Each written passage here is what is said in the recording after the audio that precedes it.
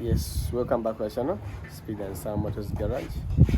My name is Katumba Patrick, and today I'm having a crashed Honda Goldwing 1988 1.5 liter engine, 6-cylinder, and I'm going to show you how to do the engine timing for the Honda Goldwing 1500.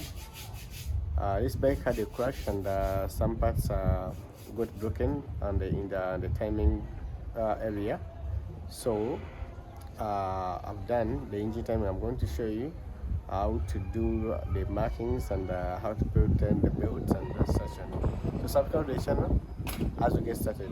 So first of all, you've heard me, you have a mechanic saying about engine timing, but what is engine timing?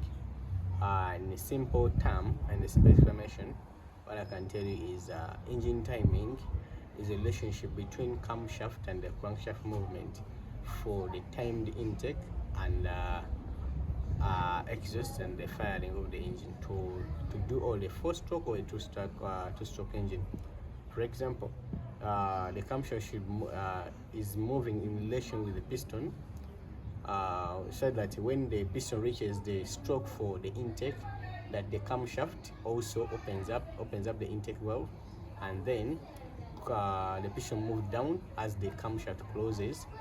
As the camshaft closes, then the piston moves up in the compression stroke, and the spark ignites, and then piston moves down again in the power stroke, and then the piston moves up again for the exhaust stroke. So all that movement relationship between the valve movement and valve opening and closing and the piston movement up and down, that is what we call engine timing. So in order that for the cycle to happen, that 4-stroke cycle, 2-stroke cycle to happen, they have to be moving simultaneously and synchronous, so that they move in extra, like they move with a similar speed and a similar distance where they travel the piston and the valves. So with that, with time, we have to connect the camshaft movement with the crankshaft movement. And most cases, the 4-stroke engines, it is a 2-to-1 ratio. The camshaft moves 2 times as the crankshaft moves 1 time. So all that relationship is what we call engine timing. So with the manufacturer who makes the engine, he come up with the formula how to do it, and then some of them use push rod system, some of them use twin cam, some of them use single cam, some of them use timing chain, others use belt. So all in with all that is what involved in engine timing. So as you're rebuilding the engine, you have to follow the manufacturer procedures, because they have the different geometry which they are using, certain markers for proper engine operation. So let us go ahead and do the engine timing for this Honda Goldwing 1500. So first of all, I'm having this. I made this, printed this repair manual for a specific bike. It's a Honda Goldwing. Now, as I look here, you can see, remember, to do any kind of repair on the bike or any type of engine or cars or what, you should always use a repair manual in order to not mess up with them with anything. And today I decided to show you, because someday someone cannot access a repair manual or anything. So now this is a sketch for engine timing, as you can see it here in the repair manual. It's showing the right side of the engine and left side. These are timing belt wheels. This is the central crankshaft, and these are tensioners, this one there, and here you can see small spring, and this is the CKP sensor. So right now the engine is on timing, as I'm going to show you here. Here on the crankshaft, we have 3 markers here, as you can see them. You have 3 markers, well, 1.2 T out of F. You have 3.4. You have 5.6. These are all markers, but what you are going to look at, you're going to look at this one, 1.2, because it is one indicated in the repair manual, meaning that others may be used in other kind of repairs. So we're seeing here, this is the marker on the crankcase. As you can see here, should be aligning the slash here in the middle of the T and the F. As you can see here, this marker, as you can see here, and if you can look here, we having also an inlet marker here behind the belt. As you can see it, this slash here should be pointed in this arrow here, over here in the crankcase. And then on the left side, if you come, this is a simple job. We have a timing wheel, the belt timing belt wheel here, but we have 2 markers here. They are up, they are horizontal markers here. One this side, we have a notch here. As you can see it here, we have a notch over there here, which should be aligning this slash on the wheel, and there on the center head case. As you can see, it's be aligning here. And also this side, let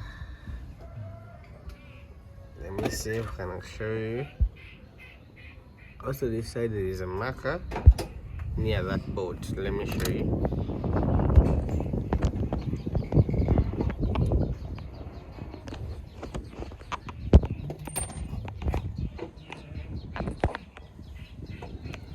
There's a marker near this bolt here, where I'm pointing here.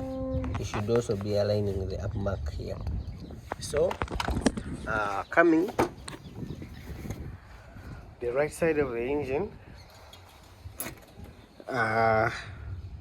it should also be timed using the same marker here, 1.2 TF. So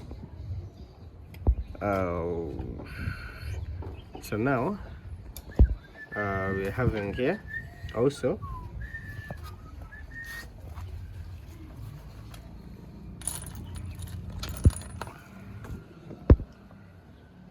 we have an indent mark here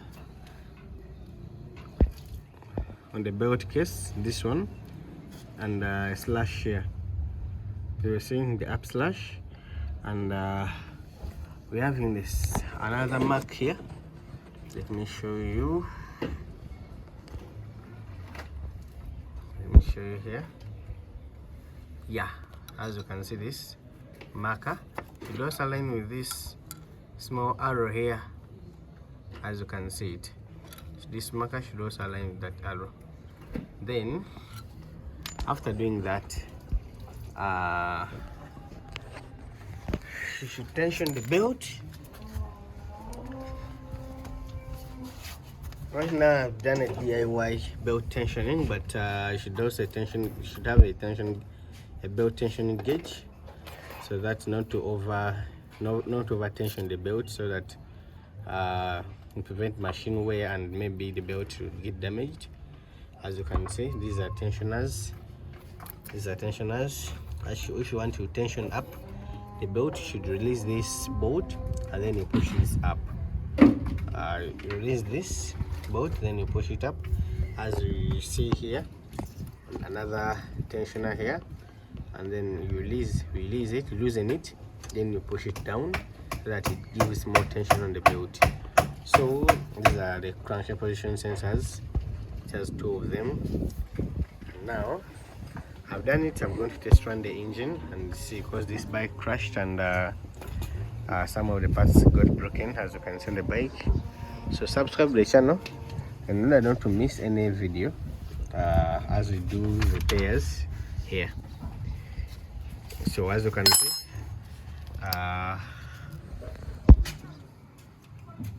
these are some of the specifications of the torque, what as you can read there.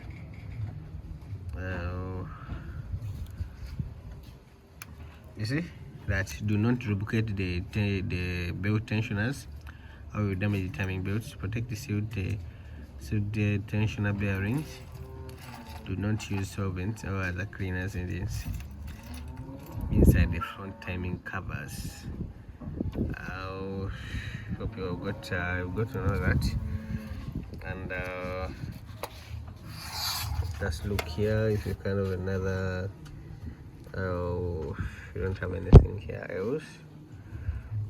Remember, to do any repair on the job, you should have a repair manual like this one of mine is 700 pages. This for the specific bike, because if you don't have it, you're going to mess up with the bike, with the engine.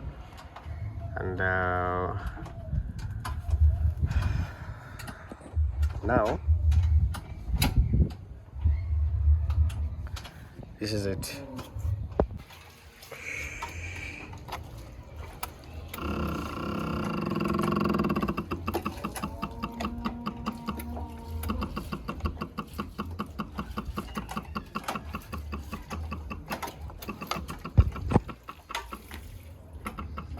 So let us just start this bike and we see if it runs or not.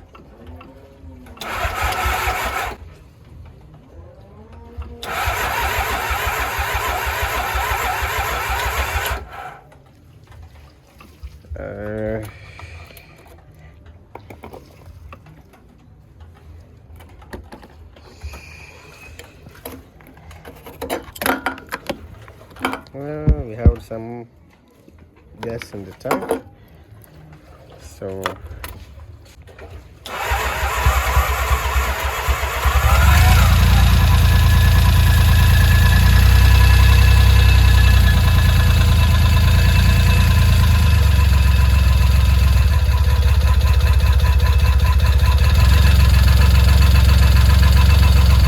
go for it.